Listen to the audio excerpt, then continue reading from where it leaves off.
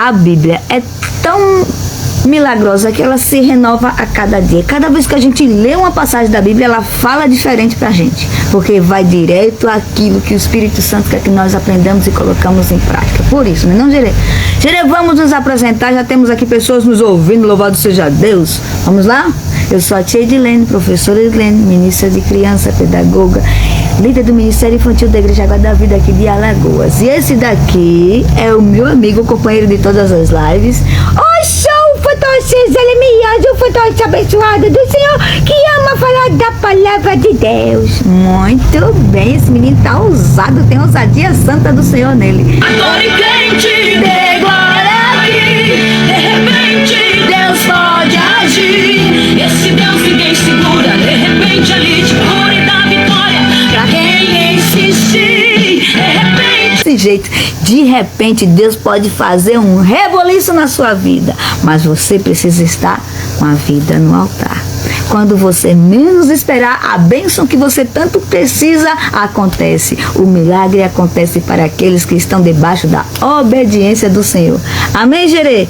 E aí, vamos começar? Bora sim, minha gente! Oh, vamos começar com uma lida sobre o capítulo 5 de Atos, para a gente entender direitinho a história e para a tia Nene explicar mais detalhadamente para a gente. Né, tia Nene? Isso. O versículo-chave da gente é o que está em Atos 5, 29. Foi quando Pedro respondeu para o pessoal lá da sinagoga, assim, disse assim: porém, respondendo Pedro, e os apóstolos disseram: mais importa obedecer a Deus do que aos homens, porque eles queriam calar a voz dos apóstolos para não falar mais de Jesus, não contar as histórias de Jesus, não contar dos milagres, não contar como era chegar a Deus. Queria que eles calassem a boca. Mas a Bíblia diz que ainda que eu e você calemos nossa boca, as pedras são capazes de falar, porque o nosso Deus, ele é poderoso para fazer acontecer. Amém, Gerê? Amém, minha gente, é desse jeito, é desse jeito. Nós estamos falando sobre o capítulo 5 de Atos. E olha só, nesse capítulo 5 a gente começa com a história de Ananias e Safira. E depois vai lá para a história dos apóstolos que foram presos, todos presos, lá pelos fariseus, né, pelos saduceus, e por como que Deus usou do seu poder para tirar lá os apóstolos e mandar ele continuar falando sobre o seu evangelho, sobre os ensinamentos de Cristo. Vamos entender? Ó, Safira e Ananias. A igreja de Atos, a igreja que estava começando, totalmente guiada pelo Espírito Santo, era uma igreja solidária, onde todo mundo compartilhava as suas coisas. Eles compartilhavam comida, roupa, o que tinham. Se tinham vendido alguma coisa, eles levavam lá o dinheiro para poder que a igreja pudesse se manter. E tinha um casal lá no meio desse povo chamado Safira e Ananias. E eles, assim, sentiram no coração de contribuir, mas eles foram enganados por Satanás, porque esqueceram de obedecer a Deus. Ó, eles tinham um terreno até valioso e grande, e resolveram vender para dar o dinheiro lá para o pessoal da igreja, para o pessoal começar avançando com a igreja, mandando seus missionários e os apóstolos continuar fazendo seus atos e as pessoas poderem receber mais da palavra de Deus. O que aconteceu? Eles, Ananias e Safira, resolveram vender um terreno e doar lá o dinheiro para a igreja. O que aconteceu? Satanás tocou no coração deles e eles foram influenciados por Satanás, porque venderam o terreno por um preço muito bom, era um valor alto. E eles disseram o quê? Ó, vamos fazer o seguinte, Safira, vamos fazer o seguinte: a gente vai pegar a metade do dinheiro e vai guardar para nós, e a outra metade a gente vai entregar à igreja, mas a gente vai dizer que a gente vendeu o terreno por esse valor. Eles nem vão saber dessa outra metade que a gente tá com a gente. Ó, que enganação. Quem é o pai da mentira, minha gente? O pai da mentira é o diabo. Eles inventaram isso na cabeça. Ainda disseram mais, ó, o Safira, o Ananias: ó, Safira, eu vou na frente, né, vou contar lá que a gente vendeu o terreno, que a gente faz questão de doar o dinheiro todo do terreno para a igreja. E depois você chega para receber comigo as honras, que a gente fez uma grande doação. Aí Safira aceitou e Ananias foi. Lá vai Ananias.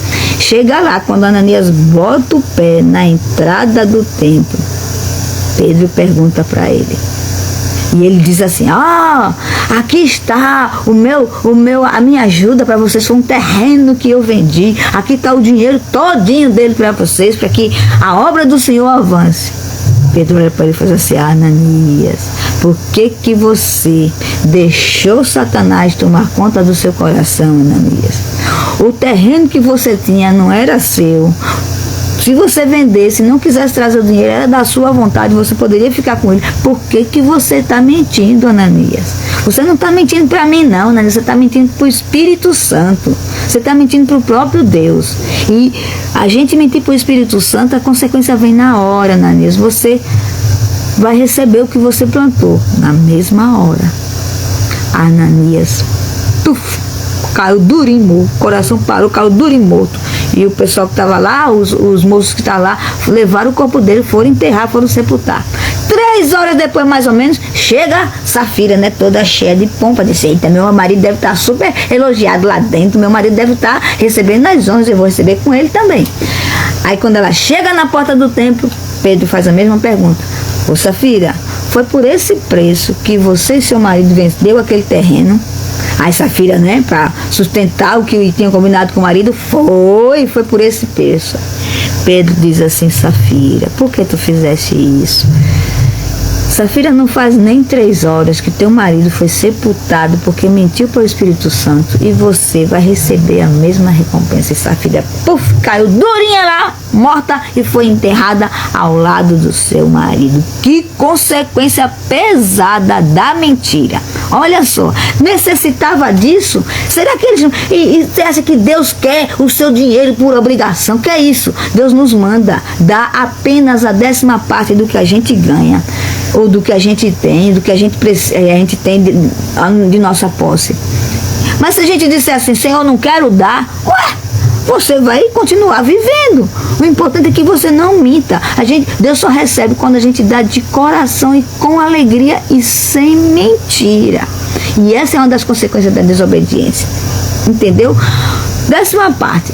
Se eles queriam dar a metade do terreno, custava lá dizer assim: olha, a gente vendeu o terreno por esse preço, mas a gente vai dar só essa parte, tudo bem? A gente vai ficar com a outra parte. Ninguém ia dizer nada, quem vai reclamar de doação? Mas mentir leva a ter consequência. A mentira é a desobediência, e a desobediência gera, o que é que gera? A desobediência gera maldição na nossa vida, e a maldição não atinge só nós, não, atinge quem estiver perto da gente também, não é não, Tenente?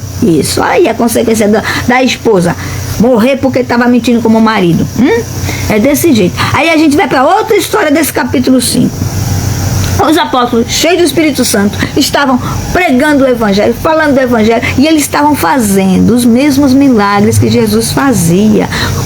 Doentes eram curados, aleijados eram restaurados das suas pernas, dos seus braços, e até a sombra dos apóstolos, assim, onde eles passavam, a sombra era curada. A sombra de Pedro, onde Pedro caminhava, a sombra deles colocavam os doentes tudo assim enfileirados, porque quando a sombra de Pedro passasse, os doentes eram curados. Olha só que poder. E os saduceus, né, o grande sinédrio, a cúpula dos sacerdotes ficaram com inveja dos apóstolos, estavam revoltados. Como é que esse povo que está pregando aqueles ensinamentos daquele homem que a gente crucificou ainda continua desse jeito? E quanto mais eles pregam, mais gente se achega a ele, mais os seguidores deles aumentam. Vamos fazer o seguinte, vamos mandar prender. Ele pegou os apóstolos, prendeu no cárcere com toda a segurança, corrente. O cárcere ficava num porão, com a corrente, com tudo, botou guarda lá, prenderam. Quando foi de noite, aconteceu, Jerê, quando foi de noite, o anjo do Senhor libertou os apóstolos e disse: vão para o templo e continuem a falar das palavras de Jesus, dos ensinamentos de Jesus. Os apóstolos, na mesma hora, correram para o templo e começaram a falar sobre os ensinamentos de Deus, sobre salvação, sobre como é se chegar a Deus, sobre o amor de Jesus, sobre os feitos de Jesus, sobre a necessidade de obedecer, a necessidade de fazer a escolha certa. Aí o pessoal mandou prender os apóstolos, né? Vai lá no outro dia, vai lá no cárcere, traz esses apóstolos aqui, nós precisamos dar uma lição para eles. O pessoal foi lá no cárcere, cadê apóstolo?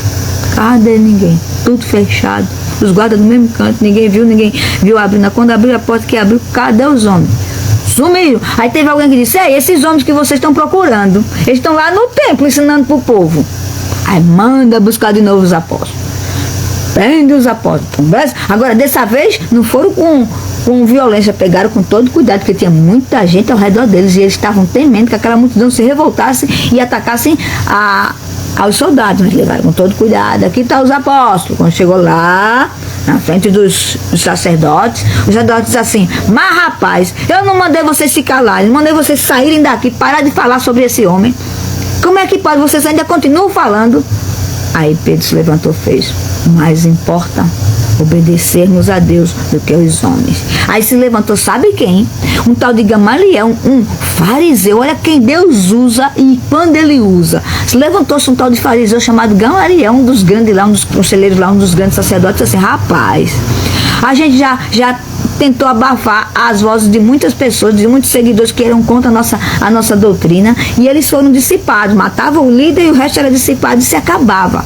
Mas eu vou dizer uma coisa com vocês: se esses homens estão falando só da boca de homens, eles vão se dissipar, não adianta fazer nada com eles não, deixa eles à vontade. Mas se for da parte de Deus que eles estão falando isso, não vai adiantar a gente fazer nada com eles, porque a vontade do Senhor vai prevalecer. Vamos fazer o seguinte: deixa esses homens ir, não faça nada com eles não. Pensa que eles quiseram fazer isso, eles tá certo, a gente vai deixar. Agora, antes de deixar eles ir, vou dar uma chicotada boa em todos eles para poder deixar ir. Olha que pode um negócio desse. Lascaram o cacete dos apóstolos e disseram assim: agora vão e não falem mais desse Jesus por aí não, tá?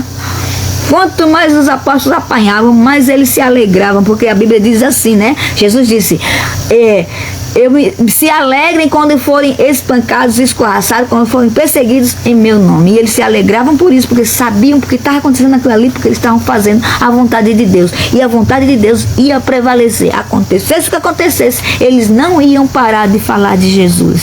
Mesmo se eles fossem tirados a própria vida, eles continuaram a falar de Jesus.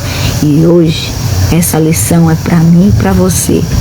Você está disposto a continuar obedecendo a Deus, independente do que possam fazer com você, das histórias que estão inventando de você, dos apontamentos que estão dizendo: ela só quer ser crente, ela só quer ser santinha, aquilo é santinha que nada, tá cheio de pecado. E você está disposto, mesmo todo craquelado, cheio de coisas a seu ver ruins, você está disposto a fazer a vontade de Deus? Não espere ficar limpinho, não espere ficar sem vontade de pecar para fazer a vontade de Deus, não. Porque você precisa só dizer assim para Deus: eis-me aqui, Senhor. E o resto, meu filho, é com Ele. Baixa dar abertura na sua vida, que Deus vai continuar trabalhando em você. E como disse o louvor, de repente você vai se sentir o ser mais poderoso, porque você vai estar com a essência do Espírito Santo no seu coração, na sua vida. E ela é latente, ela é brilhante, ela é mais forte do que o seu próprio ser. Quando isso acontecer, você vai obedecer naturalmente ao Senhor, porque obedecer a Deus é uma grande honra para nós que somos viventes.